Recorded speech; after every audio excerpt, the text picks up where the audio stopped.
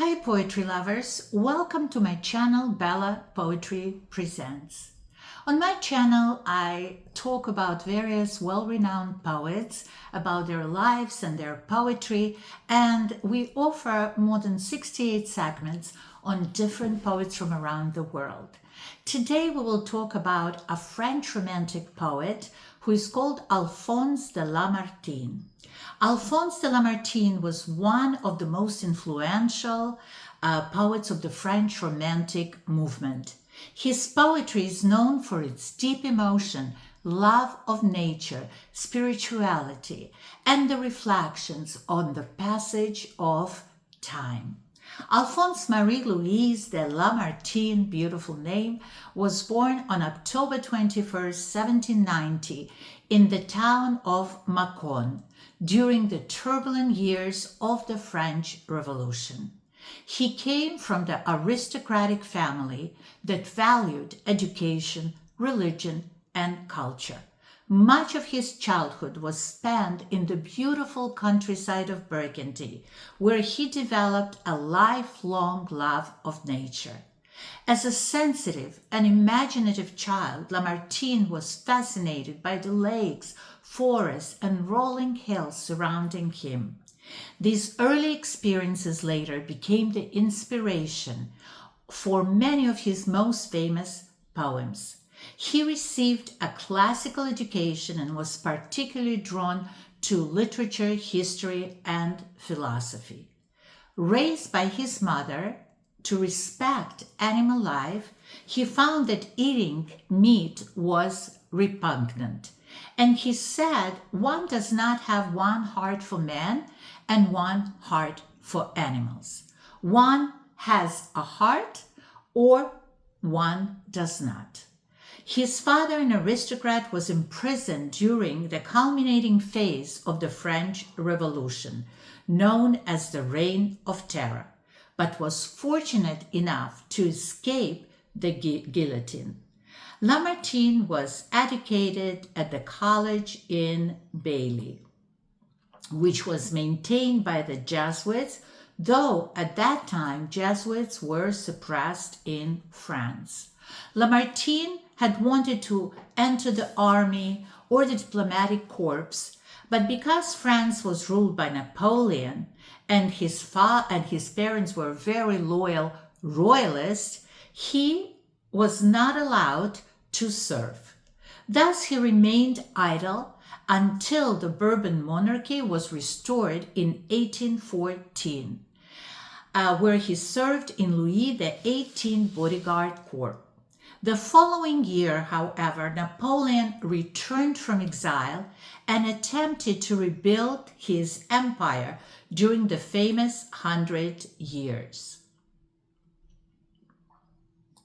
Lamartine at that time immigrated to Switzerland. But after Napoleon passed away at Waterloo, or his defeat in Waterloo, the Second Bourbon Restoration, he abandoned the military profession. Lamartine wrote lots of angsty poetry about it and became attracted to literature. He wrote some tragedies in verse and a few elegies. By this time, in 1816, his health was not good, and he left for the spa, famous spa at Aix-les-Bains. I again ask you to forgive my French accent. I don't speak French. By this time, so he went to this beautiful spa to recover in October 1816, and this spa was at the shores of the lake Bourget, and he met there brilliant but desperately ill Julie Charles. She was there also for health reasons. I think she was suffering from tuberculosis. And so the two, I have to say that there's some people, some historians claim that Julie Charles was married at the time. But it is not proved. So let's say they're alleged marital, in spite of their alleged marital status, Julie Charles and Lamartine had a very passionate summer love affair, and they agreed to meet by the lake every summer. But the next summer, when Lamartine came to the lake, he didn't find Julie because she was very, very sick, and he wrote his wonderful poem, Le Lac, famous poem Le Lac, which means the lake. In December 1817, Julie Charles passed away. She was the inspiration for many of his poetry and probably remained the love of his life. In 1820, Lamartine published his first collection of poetry called Méditations poétiques, which became immensely successful because of its new romantic tone and sincerity of feeling.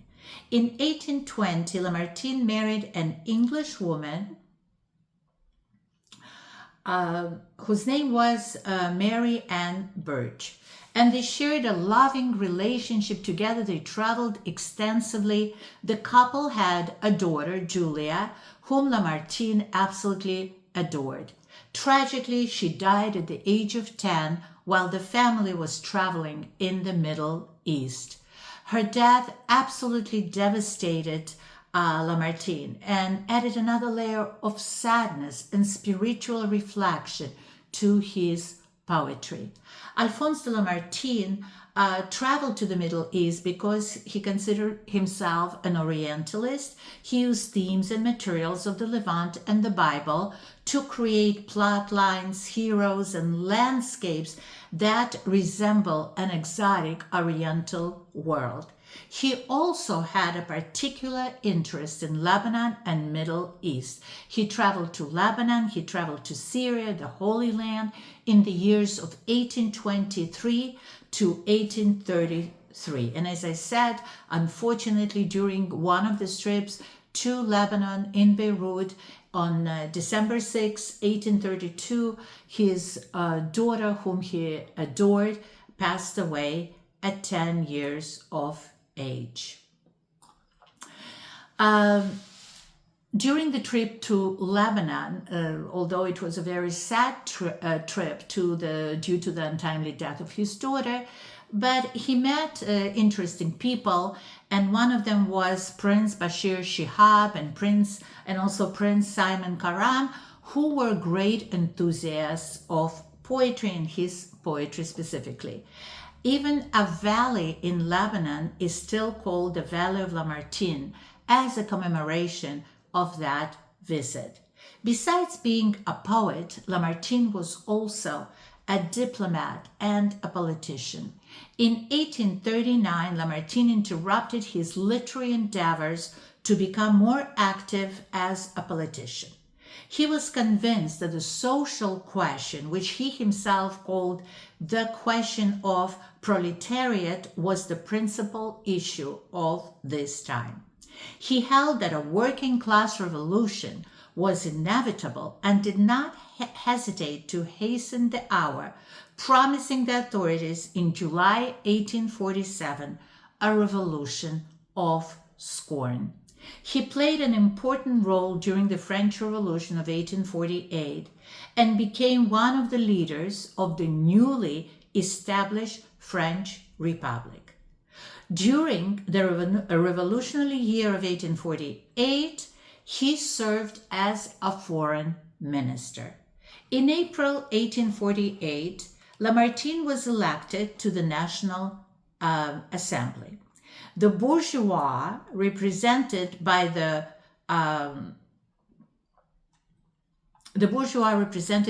right-wing party, thought that they had elected Lamartine and that Lamartine was a clever manipulator who placated the proletariat while the right-wing forces, would reconstitute the military. The bourgeois was enraged to discover, however, that Lamartine was indeed, as he had proclaimed himself, to be the spokesman of the working class. And then on June 24th, 1848, he was thrown out of the office and the revolt was crushed. He was a candidate in the 1848 French presidential election, but he lost to Louis Napoleon Bonaparte. After the election, he retired from political life. He published volumes on the most varied subjects after his retirement: history, criticism, personal confidences, literary conversations, especially during the Empire. When, having retired to private life and having become the prey of his creditors, he condemned himself to what he calls literary hard labor to exist and pay his debts. So during this time, he had a lot of creditors. He was in huge debt. And so he had to work very hard to support his family, his extended family. And basically, he wrote in order to make a living, not because he so much enjoyed doing it. So as it was expected, Lamartine ended his life in poverty, and he died in Paris in 1869. He was 78 years old. Today, Lamartine is remembered not only as a great poet, but also as a humanitarian and a statesman. His ability to transform personal joys and sorrows into universal poetry helped shape the Romantic movement and influenced generation of poets throughout Europe. His works continue to be admired for their beauty, sincerity, and profound understanding of the human heart. And today we will read one of his famous poems dedicated to Julie Charles, which is called The Lake, or as they call it in French, Le Lac. Thus, even driven onward to new shores, borne constantly away, can we never, in the ocean of the ages, drop anchor for a day. Oh, this beautiful lake! The year has hardly flown, yet here am I, beside the so beloved waves of hers, here but alone. Waves, you crashed against these rocks for her, wide blazing, beat your heads against the wind, but also caressed her lovely feet. One night, do you remember, we lay here and felt the rhythmic swish of oarsmen slicing through your pelt. That night was so enchanted.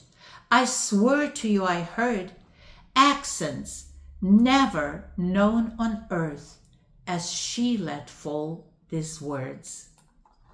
O time, stop your flight. Hours don't run away. Allow us to savor this delight, the best of life's brief day.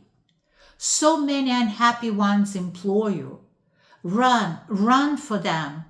Take too the cares of which eat them up, but leave us, please, in peace. It's fruitless to complain, but these moments aren't enough. I beg shy night to linger, but look, bold dawn scares her off. So let us love then, let us love. Time cannot be caged. Make haste, we'll strut our tiny hour, and then must quit the stage.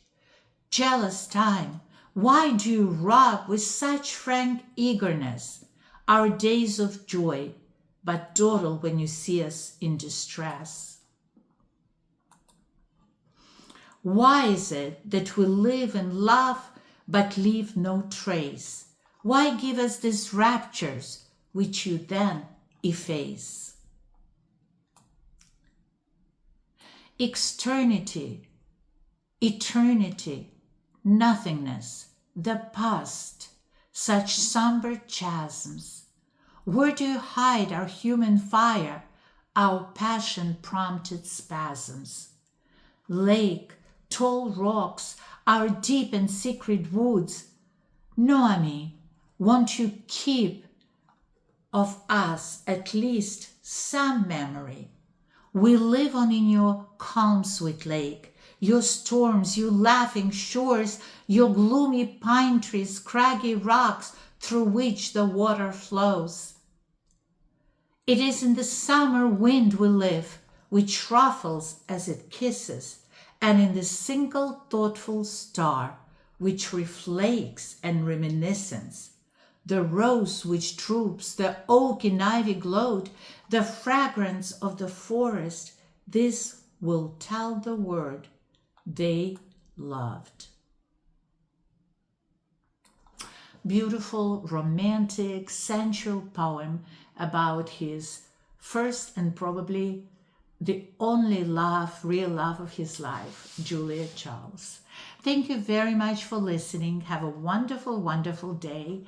And as always, don't forget to like and subscribe to enjoy many more segments about wonderful poets, some of them forgotten, but I try to keep them alive through this channel. Thank you so much. Have a wonderful, wonderful day. Bye-bye.